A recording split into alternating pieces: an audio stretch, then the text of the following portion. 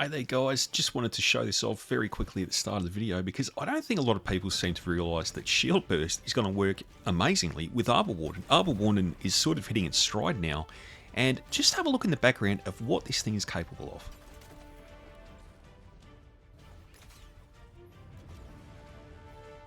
Now, as you can see there guys, we've actually turned our barricade into a delayed C4 explosion. Now, with Arbor Warden, you know that we can throw it, and as you saw, the single barricade, big explosion, but alongside the enhanced barricade, triple explosion, huge damage, massive conditions. It's going to be a lot of fun, guys, so stick around, let's go through the build. Only going to be a short one today, so let's have a look. Alright, first off guys, it's going to be the Arbor Warden Exotic. Now we know a little bit about this, we know what it's all about. I've got two videos on screen here you can go and have a look at.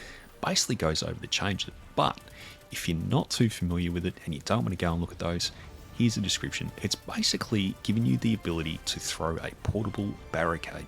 Now with the introduction of the new aspect for this Solid Titan Shieldburst, that is going to give our barricades even more utility than we had before. So not only can we throw our barricade wherever we want, now with Shieldburst we can actually detonate it on command, and when you walk up to it and you're in vicinity of it, you'll get a basically a buff called Shieldburst. You'll be able to see on the left hand side of the screen there, it's building up very quickly. At the end of it, when you discharge your barricade, it's going to have an extra explosion on top of the initial one, so very, very powerful indeed. Now we'll jump into the other aspects. Now I've chosen Sol Invictus purely for survivability. I think Roaring Flames would be a good choice, but it does leave you very open to a lot of damage very quickly, so you may find yourself dying a little bit more often. So Sol Invictus still has many benefits. I've gone with that. In terms of our fragments, I've got them on the screen here. Now these are purely to increase our eruption and scorch damage, alongside giving ourselves a bit of a boost to our class ability, so we only need one class font in the build. In terms of weapons, we're running the three on the screen. Specifically Prometheus Lens, because it's had a huge buff in terms of ignitions, and you'll find that it is almost back to its year one status. It is an absolute powerhouse, blows everything up. I believe the ignition timer has doubled in terms of how quickly it procs. So we've got Prometheus Lens there, we've got Duty Bound, which was a really good pickup for I guess it was Ultimate activities, Grandmaster activities.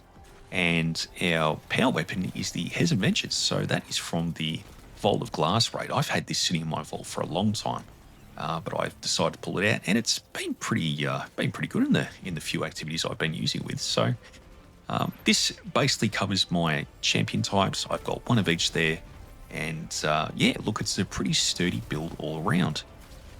Leave the armor mods and the artifact type on screen, so we use the Hunter's Journal for the artifact. I've used that because I think it has a lot more synergy with solar explosions as opposed to just trace rifle damage, so that's the reason we've gone down that path.